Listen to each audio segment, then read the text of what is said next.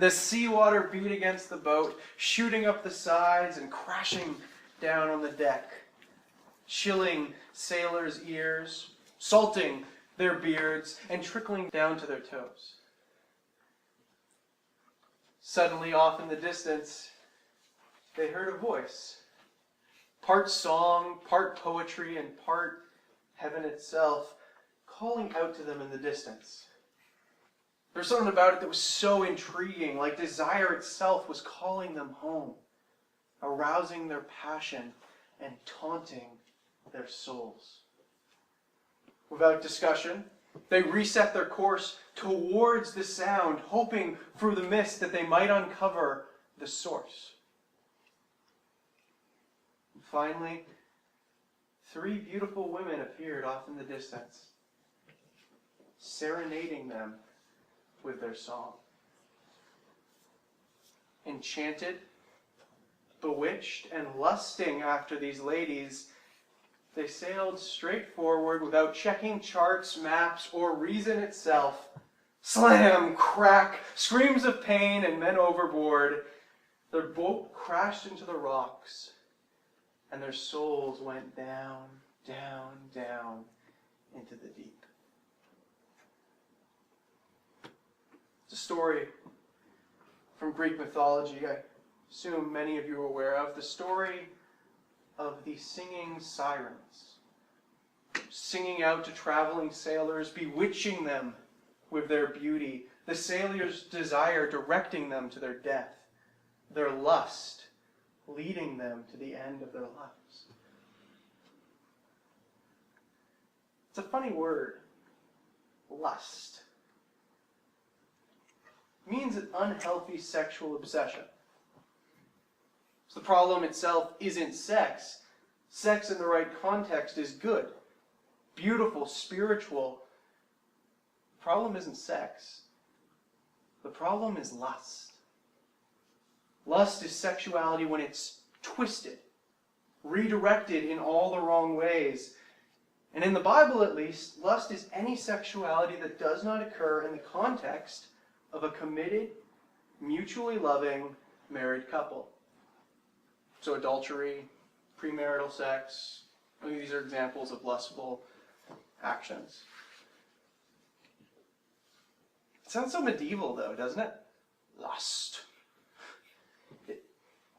I can totally imagine a snake like slithering up and going, lust, lust. I can imagine like a fat, angry preacher yelling, lust! And then throwing his Bible at one of the boys in the front row who wasn't even paying attention because he was looking at a girl 2 rows over lustfully. And he has no idea what's just happened, which is hilarious because he's just proved the point. Ironically, the word lust turns people off, which is funny because it's supposed to do the exact opposite. It turns them off, at least, from religion.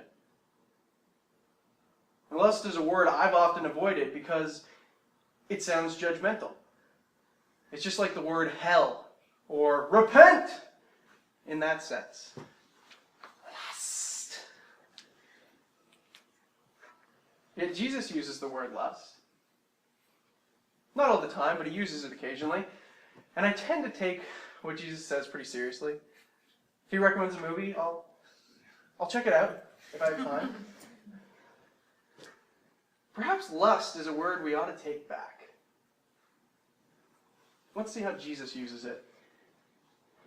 Matthew 5, it's in your bulletins if you want to follow along. Matthew 5:27.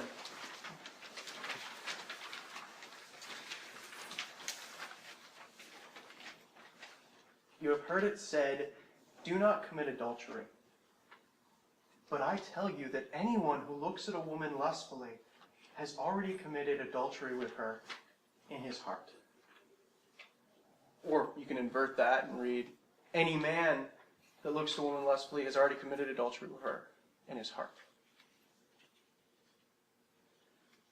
Notice, Jesus isn't just talking about your actions, who you're sleeping with at the time.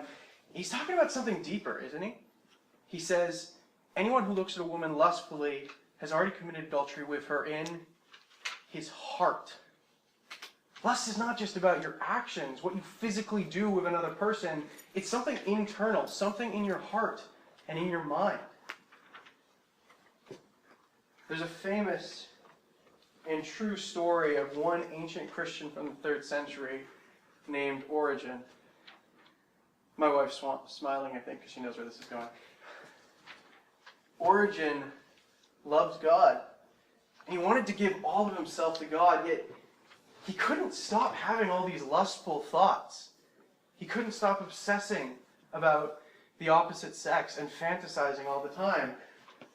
So what do you guys think Origen did? He cut off his own penis. Anyways, we have some knives. Master, would you help me distribute them to the boys? But seriously, to try and defeat lust, Origen cut off his own penis. And what do you think happened next? He went to the hospital. No, but seriously, what do you think happened next?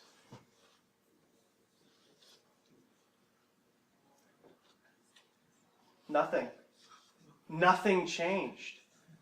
He still had all the same lustful thoughts in his head. He still lusted after people. He just couldn't do anything about it anymore. He cut off his own penis, but lust was still there, haunting him in the back of his head. Lust doesn't have to do with the external stuff, whether you're having sex or not, or whether you have a sex organ or not. It has to do with what's going on inside your mind. When you're at school and you keep checking out that girl 2 rows in front of you and imagining what you do to her. Walking down the street and you see some guy and start imagining him leaning in close and whispering in your ear, telling you all the things you so long to hear. Lust isn't just about behavior or external stuff like whether or not you're having sex. I mean, Origen cut off his own penis and he was still overwhelmed by lust. That's like the biggest backfire of all time. Lust has to do with your heart and mind. What's going on inside of you? I mean, someone alone on a deserted island can be just as full of lust as someone who's at the Playboy Mansion. Someone alone in their bedroom can be just as lost in their sexual fantasies as someone in someone else's bedroom making love. Someone who is single and alone can be just as full of lust as someone who's having an inappropriate sexual relationship. This sermon applies to single people as much, if not more so, than to people in a relationship. Some guys talk to me and they're bragging like, yep, I'm not having premarital sex, I'm saving it to marriage. And I'm thinking, yeah, because you couldn't get a date. You might not be having sex, but in your head, in here, and in your heart, you're doing all sorts of things to all sorts of people, all sorts of the time of day. Fantasizing about friends, acquaintances, random people on the street, your brothers and sisters at church, people you don't even know in real life, but have seen the deepest, most intimate parts of them online or on TV. You're emotionally and psychologically doing all sorts of things, even if your body never catches up. In our society, we always focus on the superficial stuff, don't we? On behavior management.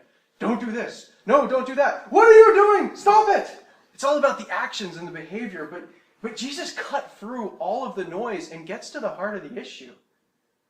You have heard it said, do not commit adultery, but I tell you that anyone who looks at someone lustfully has already committed adultery with them in their heart. We might not be out at sea, on a ship, or in Greek mythology, but our hearts and minds can still long to chase those singing sirens, to come our shore and have our way with them. Yet time after time, we end up crashing on those rocks and sinking down to the depths. Lust destroys lives. It ruins dating relationships, marriages, families, even faiths. People think that adultery just happens one day. Oh, things were great, but then I was walking down the street and this person was so attractive and it just happened. They think it's just an accident or a coincidence or just the wrong thing happened and they didn't have the willpower. That's not usually what happens. Usually the person's been fantasizing in their head for years, constantly giving in and not having any willpower, perhaps as long as since they were a kid, teenager. But what begins as a single thought, if left unchecked long enough, becomes a pattern, a habit of thought. And your thoughts over time become actions. Proverbs 4 says, "Carefully guard your thoughts because they are the source of true life." And I suggest to you they are also the source of true death. Lust gives us a false standard of beauty. Instead of becoming enamored with one person for life, growing more and more in love with them and their unique beauty, their flaws, their curves, their body, we're creating a different standard of beauty in our heads. A collage of all the images we've built up over the years from random people that our true love then has to compete with and measure up to. Lust pulls our hearts away from the person we're supposed to be becoming one with sexually and spiritually and redirects it to that person walking down the street with a low-cut top, or that guy in the magazine with the dreamy eyes, or that friend you know you shouldn't be thinking about the way you are thinking about. I hear story after story of people who are having sex with someone they love, but they can't stop thinking about other people because they've built up a pattern of lust for so many years they don't know how to break the habit. People think, oh, I'm just struggling with lust right now, but once I get married, those thoughts will go away because I'll actually be having sex. But that's not how it works.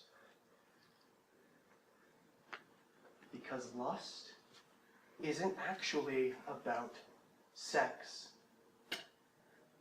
It's about getting more and more. Lust is like a parasite.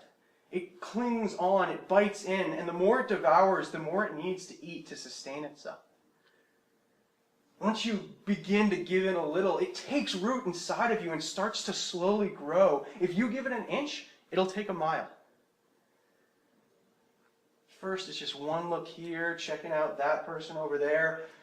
Then that becomes normal, commonplace, boring. It doesn't excite you anymore. You need something more to excite you, so that turns into sexual daydreams and fantasizing. But eventually that isn't enough anymore either. You need something more. The fantasies aren't enough. You need to act on the fantasies. It's not enough anymore to just hear the siren song. You need to actually chase them down, even if it shipwrecks your soul. It's like an addiction in that way. A drug addict or alcoholic feels the same overwhelming, unfightable desire. You stop thinking straight, lose perspective.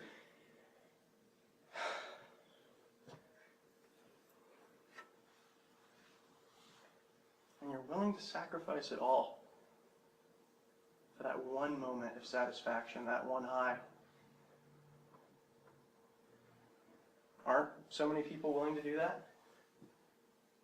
For that one moment of lust with that person, some people are willing to sacrifice their entire families. Aren't they?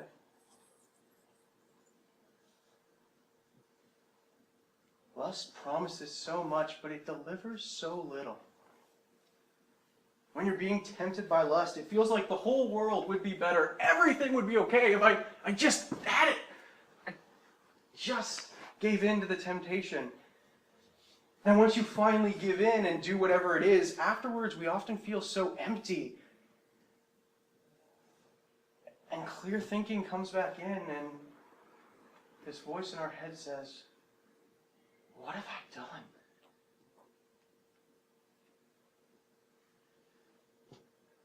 And then you promise to never do it again, whether to yourself or to God.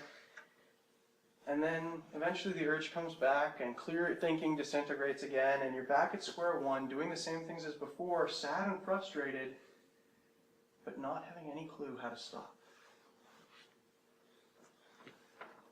Lust is addictive because it is so empty. You don't get truly fulfilled, so you keep needing to come back for more. Anyone who has looked at porn consistently can tell you that at first, all it took to get them excited was a few photos. Then slowly they became dissatisfied, needing more and more to get them going. After a while, they have to look through hundreds of naked photos in rapid succession before they get that same high that they used to get simply through a flirtatious smile from someone they liked. It's a form of sexual desensitization. Lust is like drinking salt water. It just makes you thirstier. So you need to drink more and more and more to quench your thirst until you've begun to consume and do and think about things you never thought you were capable of.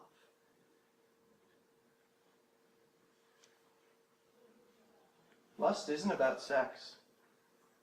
When you have sex with someone you love committedly and selflessly, the world feels complete, and you're left whole, satisfied, fulfilled.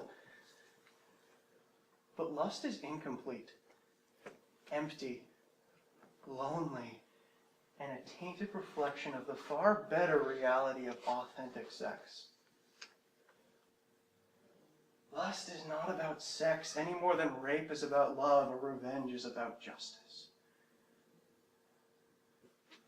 Lust is an unfulfilling, empty thing, and that's why it's so addictive. With lust, you need to keep coming back for more because you never feel full, never fully satisfied, always left wondering, please, sir, may I have some more? And every time you do come back for more, the stomach of your sexuality expands, and you need even more the next time to fill you up. Lust is not about sex any more than rape is about love or revenge is about justice.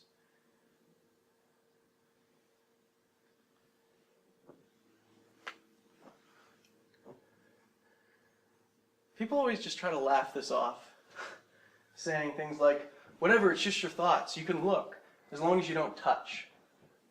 Have you heard that? But as one wise person once said, watch your thoughts, for they become words. Watch your words, for they become actions. Watch your actions, for they become habits. Watch your habits, for they become your character. And watch your character, for it becomes your destiny. What we think, we become.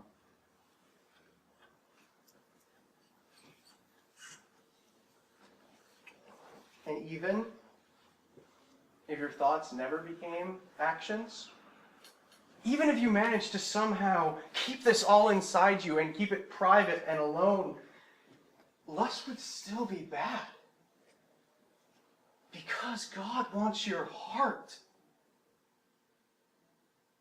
And so will your spouse.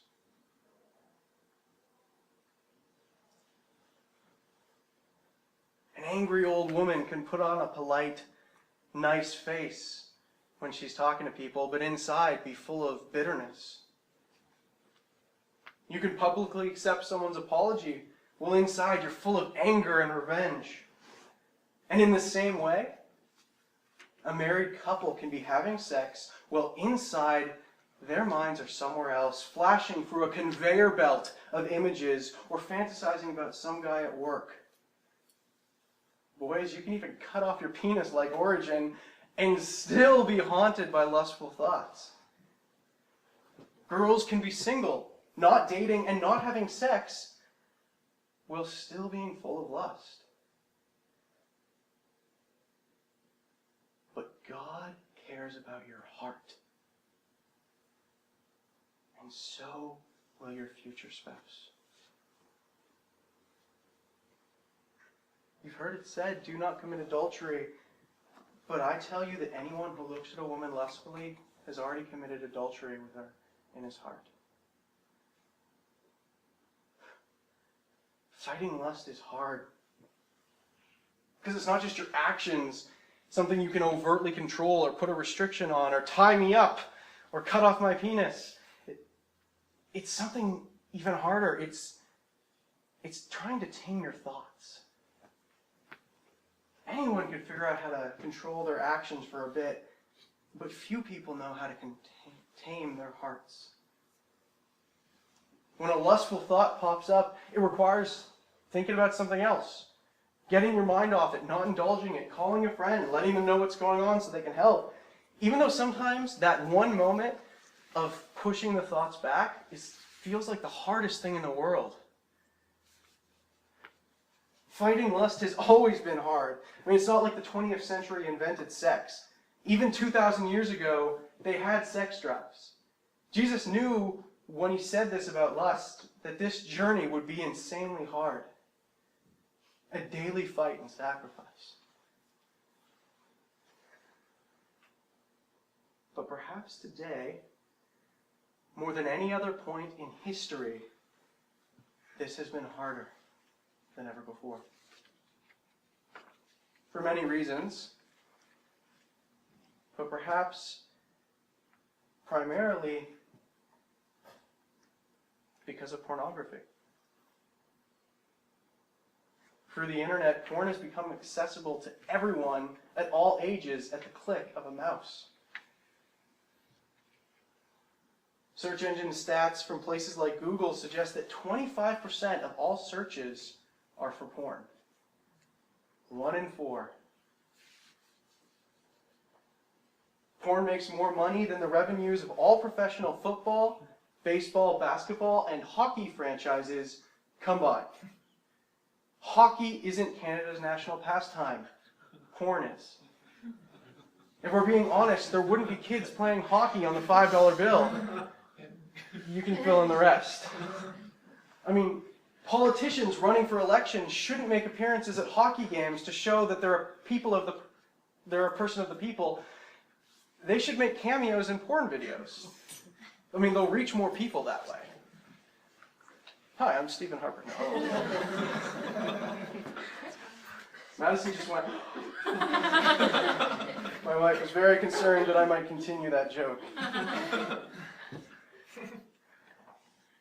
And it would almost be funny if it wasn't so sad. The average age that someone is exposed to pornography is 11. More than 70% of men from the ages of 18 to 34 view porn on a regular basis. And it's not just men. 1 in 3 porn users are female.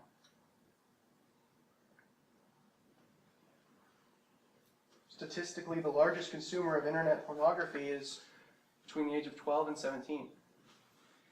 But it doesn't really decrease that much over time as people grow up. In fact, more people over the age of 55 look at porn than people in the ages between 25 and 35. Think about that for a second. So if you think porn is just immature kids having some fun before they settle down, it's not. Lust doesn't let you go that easy. It digs down deep into you and plays the long game. Like someone who started smoking at 15 and still is when they're 70. Porn can be just as addictive and have just as long-term devastating effects. I mean, most studies that I've looked at suggest that between about 20% of guys have looked at porn at work, and about 15% of girls have looked at porn at work. I mean, a characteristic of an addiction is that you can't even wait to get home to do it. The day of the year that has the least number of Google searches for porn is Thanksgiving. So take a break tomorrow. I think it makes sense. You're like so full of turkey. You're like, oh, sex. I can't even get up the stairs to go to my room.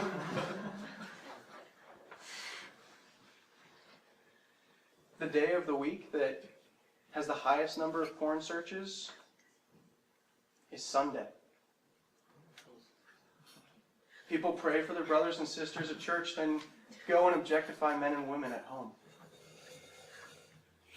As one pastor said, people take the bread and wine of communion in their hands, which represent the blood and body of their crucified Savior, then go home and use their hands to type in and do all sorts of things. Let's not pretend this is some problem out in the world, but doesn't really affect us here in the church, in this holy place. One pastor refused to believe these cultural statistics were also true of his own congregation, so he did a survey of his church. 25% of those who responded had looked at porn in the last few days. 44% within the last 6 months, and 61% that year. And many of these respondents were grown-ups with jobs and families and kids. So porn is everywhere. At home, at work, at church. But why is that a bad thing? What's bad about it? First of all, porn demeans and objectifies both men and women. One study found that 88% of scenes in porn films contain at least one act of physical aggression, and 49% contain verbal aggression.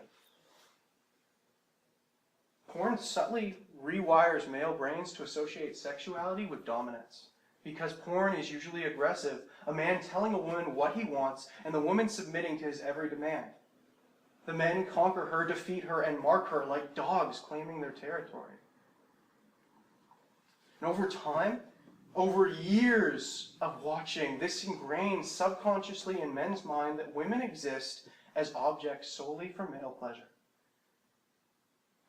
And like I said, 1 in 3 porn users are female. Women are watching these videos and seeing themselves portrayed over and over again as sexual objects. What do you think that does to a girl's self-esteem? Especially if on average she begins watching at the formative age of 11, when she's beginning to define herself, who she is, and what she deserves from a man. Pornography ultimately demeans both men and women.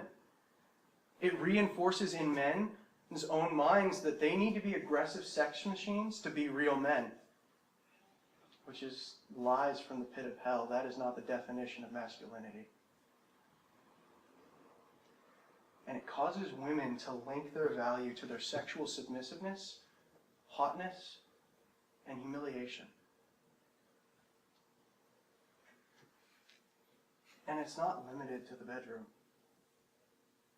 If you're looking at men and women as objects while you're alone, you will continue in some way to do that when you're at work, at home, or church, even if it's not sexual. I knew one guy who said he treated his mother worse when he looked at porn because his view of other people in general had lowered. Human beings in his mind were no longer valuable equals made in the image of God. Something had been lost.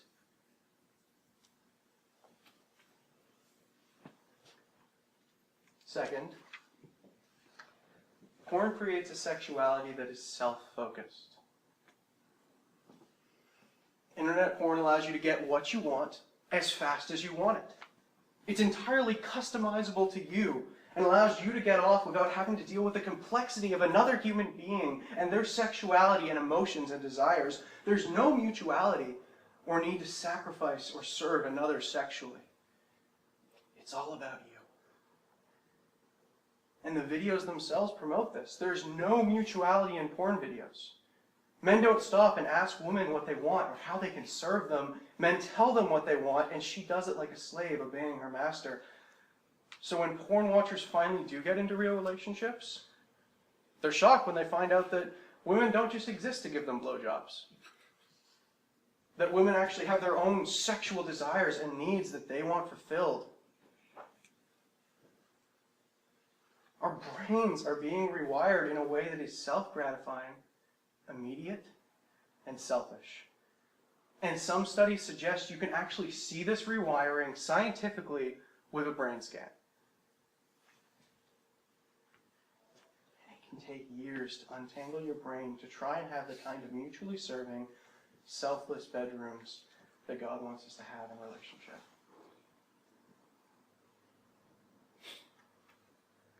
Third, pornography is a dark industry. Women in porn do not always choose to be there. Just like prostitution, women are often abused, manipulated, tricked, drugged, and even threatened into being in porn. Women in the sex industry experience post-traumatic stress disorder at rates equivalent to veterans after war. Some statistics suggest they have 3 times the depression rate. One former porn star writes, quote, "My first scene was one of the worst experiences of my life. It was very scary. It was a very rough scene, and my agent didn't let me know ahead of time. I did it and I was crying and they didn't stop. It was really violent. He was hitting me. It hurt. It scared me more than anything. They wouldn't stop. They just kept filming."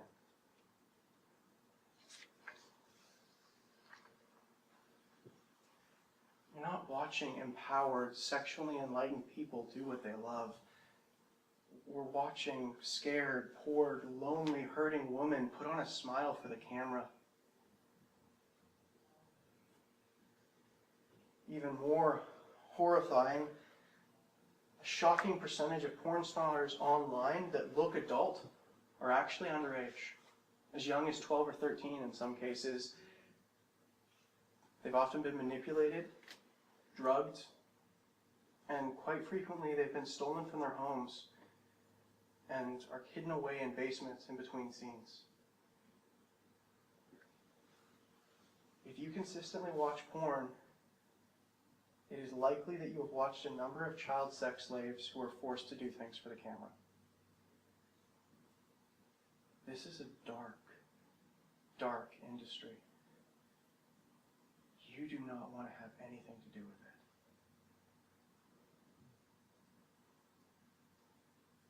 God doesn't want you to have anything to do with it.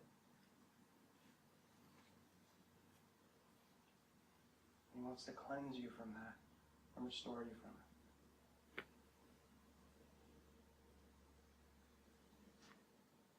Fourth, porn creates a false and unattainable standard of beauty. Like I said earlier, at first it only takes a few porn images to get you there, but the longer you watch, the more videos, the more pictures, and the more intense it needs to be to get to a climax anymore. Your standard of beauty becomes a collage of dolled-up supermodels and increasingly extreme sexual acts that no lone individual could ever possibly live up to, let alone your spouse.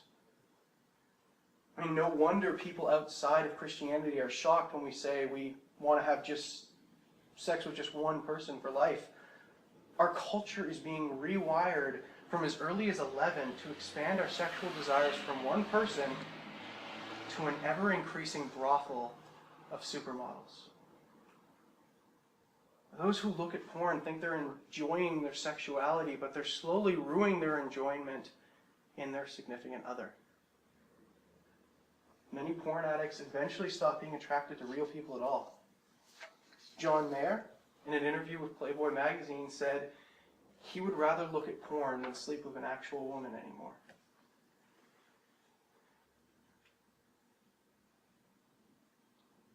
But there's still hope.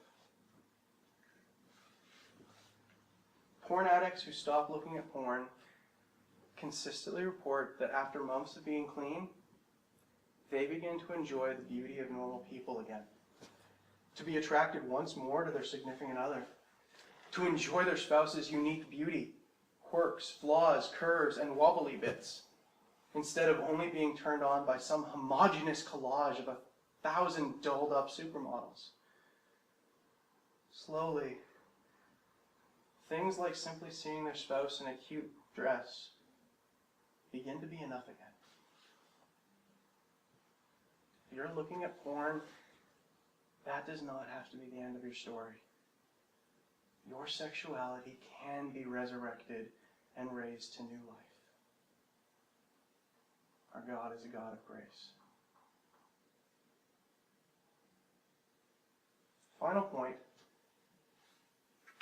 Porn is lust. You might not be dating or even in a relationship, but you can be lusting after thousands of people on your computer. You might not be like King Solomon, who had 700 prostitutes at his disposal, but you may have an endless harem that you carry around with you on your phone or waiting for you at home on the computer. Porn is lust. And anyone who looks at someone lustfully has already committed adultery with them in their hearts.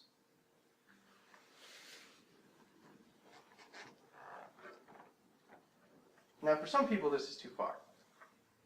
God can have my money, He can have my time, He can have my energy, but you come near my porn, and that's it. I'm going to kill you. Porn has a powerful place in many people's hearts. And that's what's so scary about it. Our culture thinks it's no big deal, but try giving up porn for a while, and you'll see just how big of a hold it has on you. For some people, it's the hardest thing they will ever do. It's like breaking an addiction. Have you ever heard someone say, I can quit smoking whenever I want, I got it under control? Well, it's the same thing with porn. People think they've been enjoying porn, but porn has been enjoying them, rooting deep down in their heart and taking over, objectifying and pushing them away from their brothers and sisters, and hiding them from God behind a wall of shame, embarrassment, and lust. If you're consistently looking at porn and don't think it's a big deal, I challenge you to try not to lust in your mind or look at porn with your eyes for just a month and see what happens. I'm going to invite Madison to come up and talk now, briefly with us.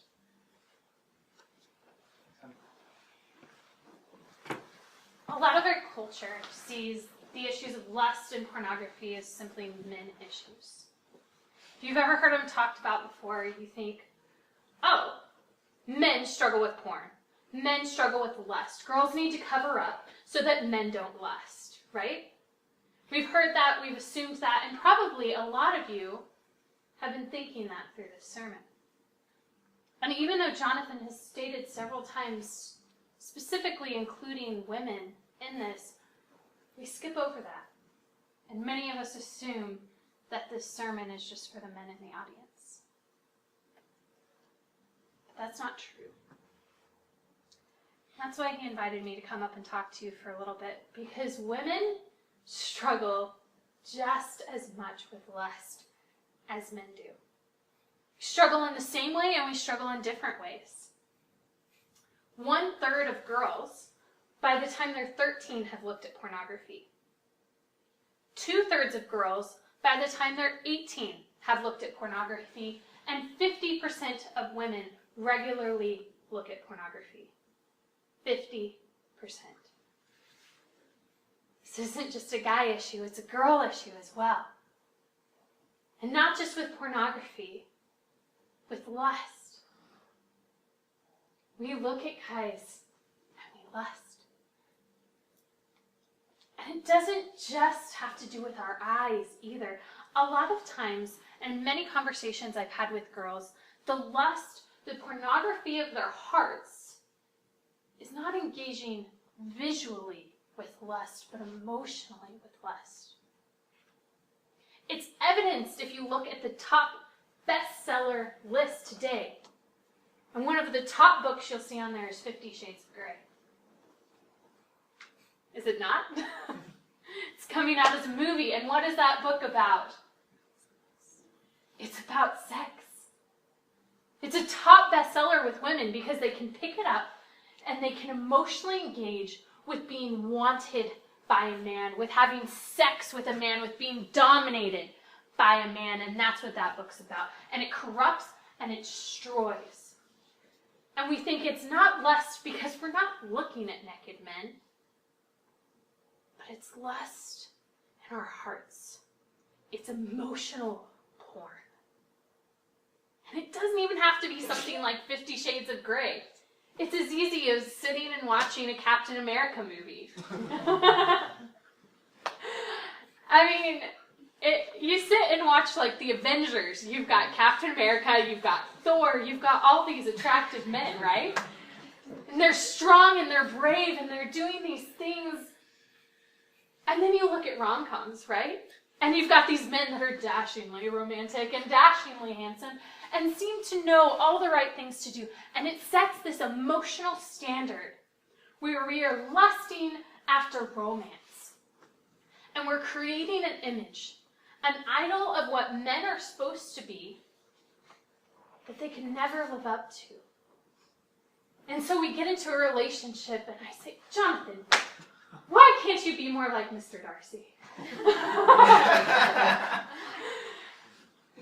And it's impossible for him after I've watched movie after movie and after we lust after these types of relationships, after we lust after these bodies, after we set these standards, and it corrupts, it destroys our hearts, and it ruins our real relationships. Because we begin to see men not for the beautiful, wonderful creatures that God has made them. We get a false idea of what they're supposed to be. Movies like Twilight. Books like 50 Shades of Grey. And it corrupts and destroys our souls, our hearts, and our relationships. So I just wanted to speak to you for a few minutes. To both of you, girls and guys. This is not a men's issue.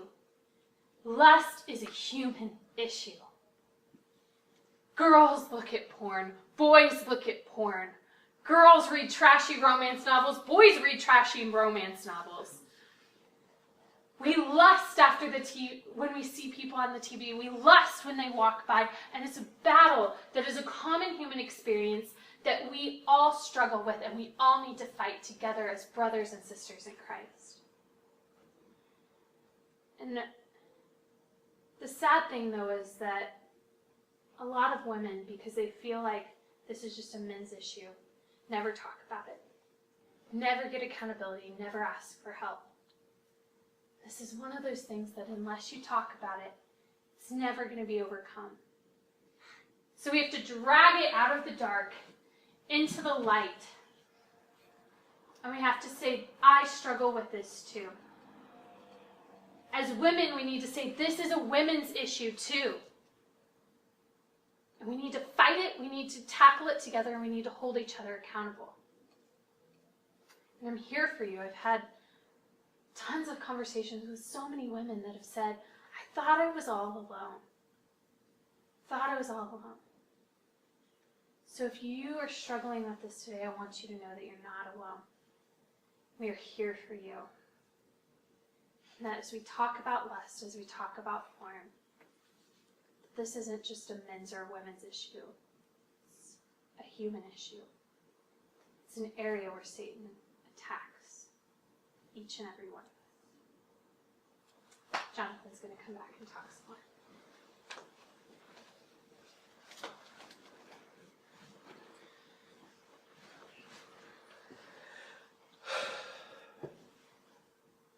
There's a famous prayer that St. Augustine kept finding himself praying, and it went like this: God, free me from lust, just not yet. I think we all find ourselves thinking something like that at some point. We know what we should do, yet we push it off a little longer. One more look, one more picture, one more day, one more fantasy. I'll get to it later. Free me from lust, but just not yet. We don't think we can survive that surgery, that removal of lust from us. Surgery might hurt. It's a whole lot better living healthy. Guys, Jesus challenges you today to come clean with your brothers in Christ about your struggles with lust. Find people your age as well as older and wiser people who can help guide you through this and give you advice and wisdom. Don't put it off. Some people put it off so long. They're married, they have kids, sometimes they're even in their 60s and 70s, and they take hearts full of lust to the grave.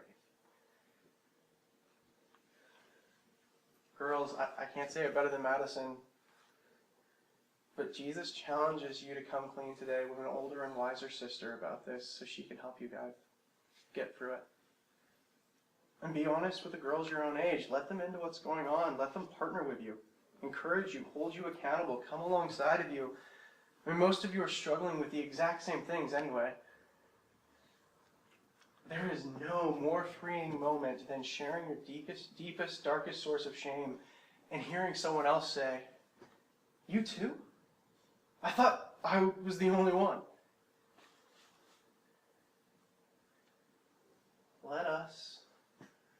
Let your community into your heart. No one defeats lust on their own. No one. We need help. We all do. I also challenge you to come clean with God. Let Jesus into this area of your heart. Tell him what's going on. Invite him to come in and wash away the lust, clean the wounds, and resurrect your sexuality so you might enjoy it one day in the way it was truly intended to be enjoyed. Let Jesus into your heart.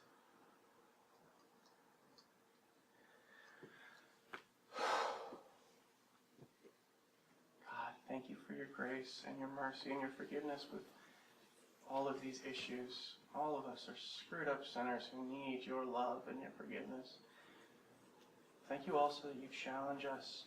Your love is not just a love that lets us do whatever we want and hurt ourselves and others. Your love compels us to grow, to move forward, to cleanse our hearts. Please help us. Help us as a community, as men and as women, young and old, struggling with a common human struggle. Enter into our hearts, Lord. In your name.